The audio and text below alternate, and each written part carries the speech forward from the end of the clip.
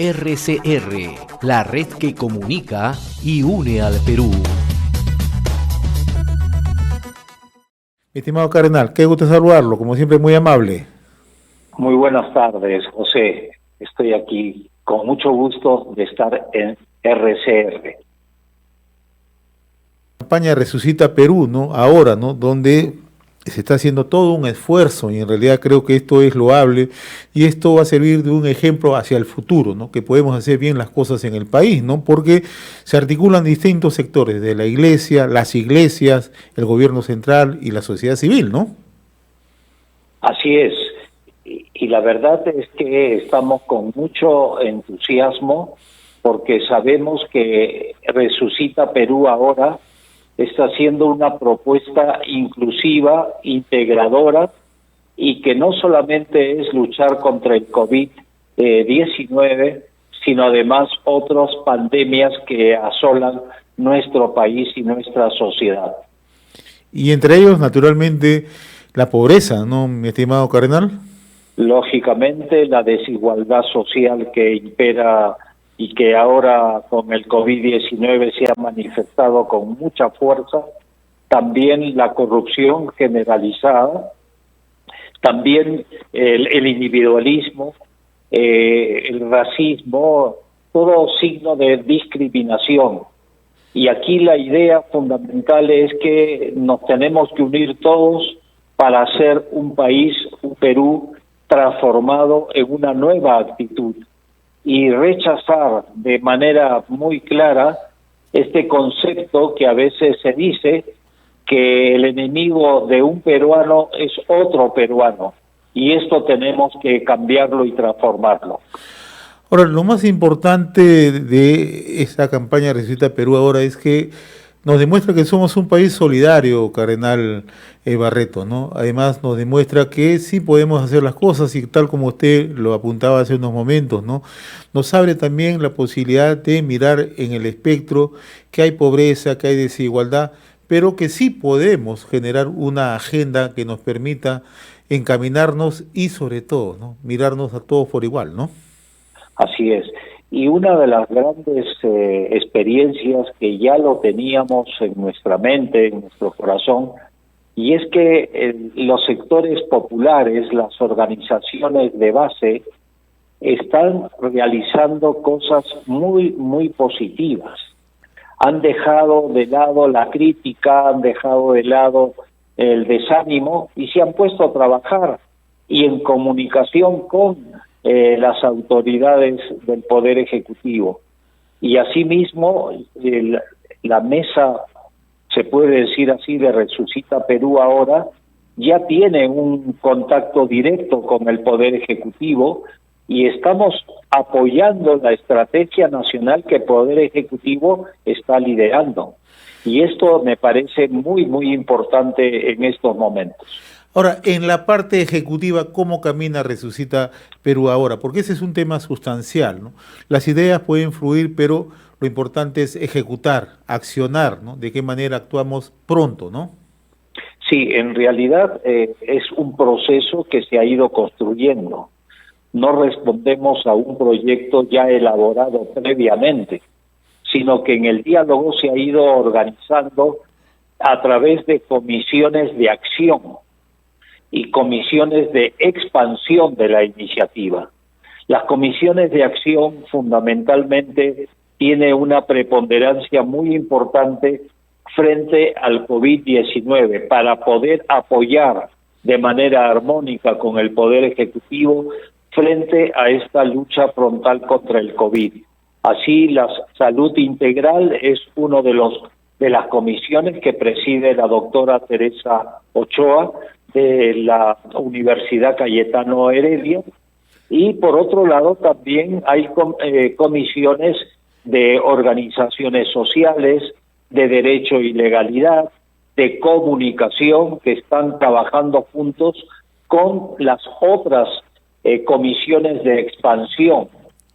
Hay políticos, hay empresarios, hay comunidades de fe, hay jóvenes, hay familias, hay colegios profesionales, Y estamos ahora tratando de coordinar muy estrechamente en un primer momento con el Poder Ejecutivo para poder de alguna manera acelerar esta lucha frontal contra el COVID-19.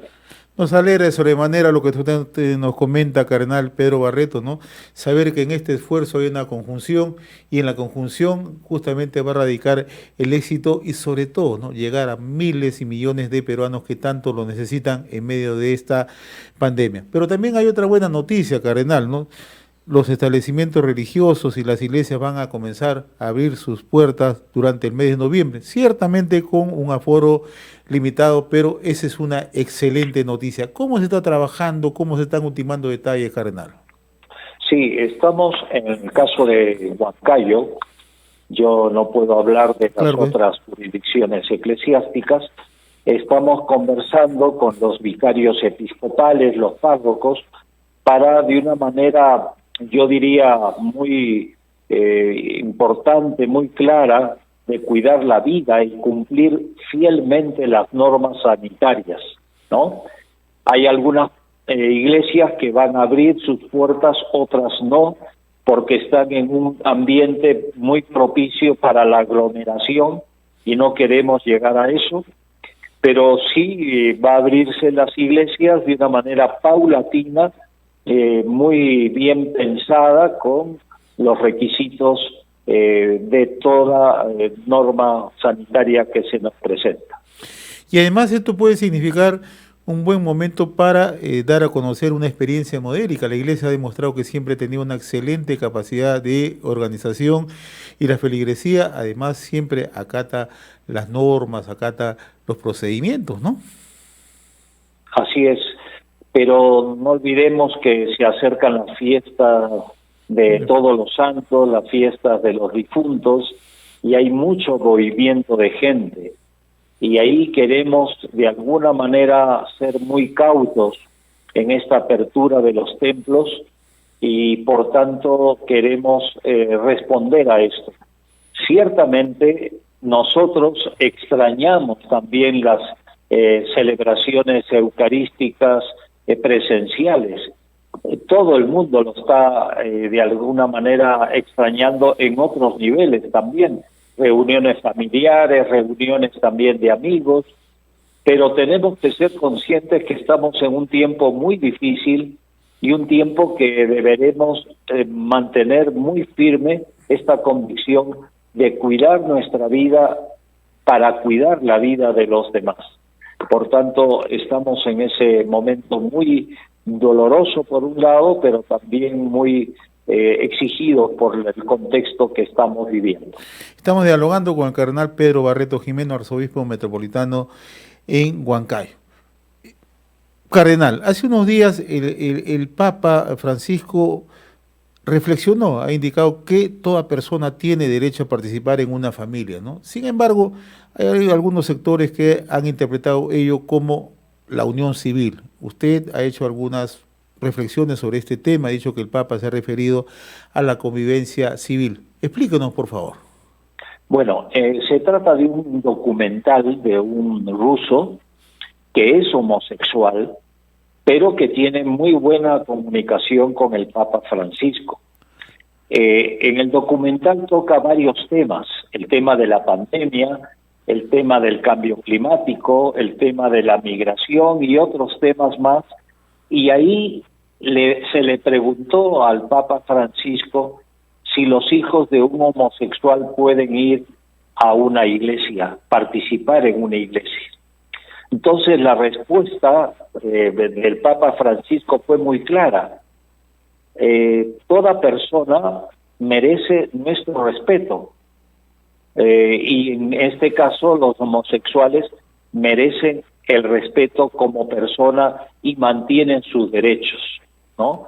Entonces, y él dijo ahí que todo homosexual tiene el derecho de vivir en una familia. No por ser homosexual se le va a expulsar de la familia, del ámbito familiar.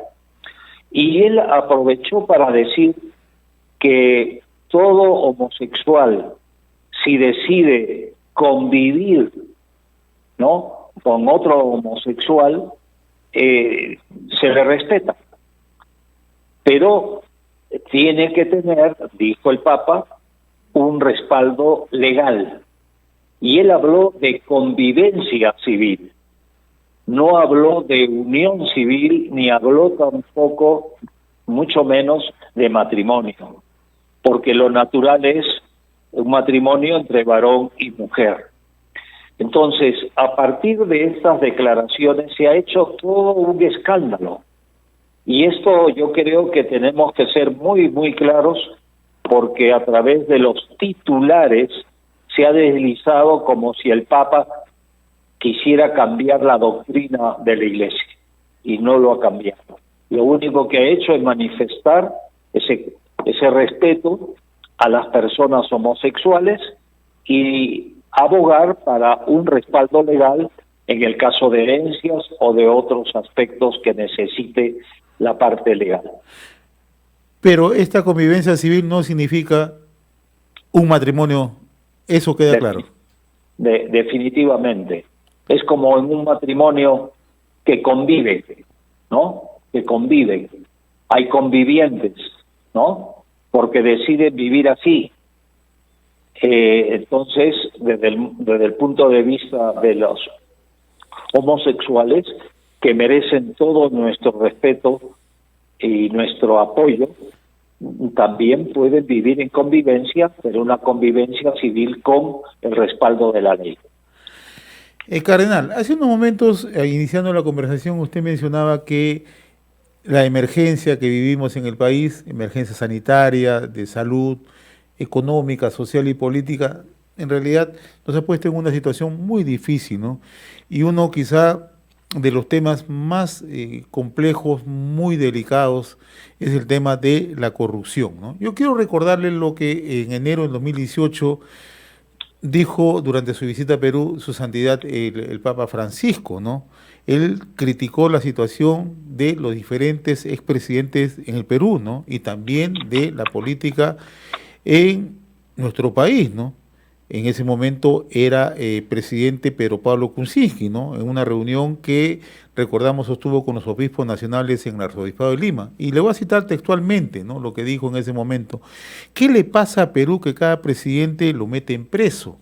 Se preguntó. Humala está preso, Toledo está preso, Fujimori está preso ahora Alan García está en intento que entra y no entra, y en ese momento, como yo lo recuerdo, era presidente Pedro Pablo Kuczynski, ya conocemos el desenlace que tuvo días después. ¿Por qué le hago esta pregunta, cardenal? ¿Le preocupa a usted que nuestros gobernantes siempre estén inmersos en este mundillo de la corrupción, ¿no? Y que muchas veces nos ocultan la información y que no, en realidad, nos hace bien en esta convivencia armónica que todos buscamos? Sí, ahora, es verdad, esta pregunta la hizo el Papa Francisco cuando nos reunimos con él todos los obispos.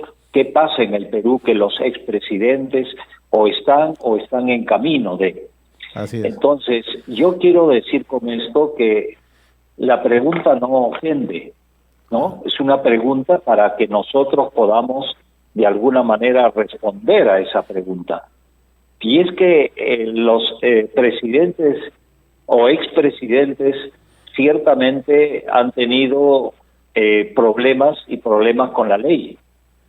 Pero también podemos decir que las autoridades regionales, son varios los expresidentes regionales que están inmersos en situaciones de corrupción, pero también son los alcaldes y son todas las personas que detentan algún tipo de poder. Yo creo que aquí estamos en una situación muy grave de una corrupción generalizada. González Prada decía, ahí donde se pone el dedo en la llaga, salta la pus, ¿no?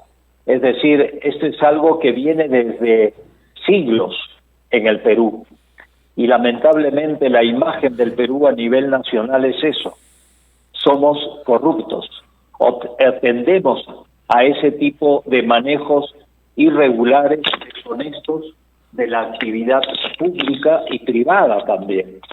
Entonces, yo creo que aquí no hay que señalar solamente a tales o cuales personas, sino tenemos que luchar, y para eso está Resucita Perú ahora.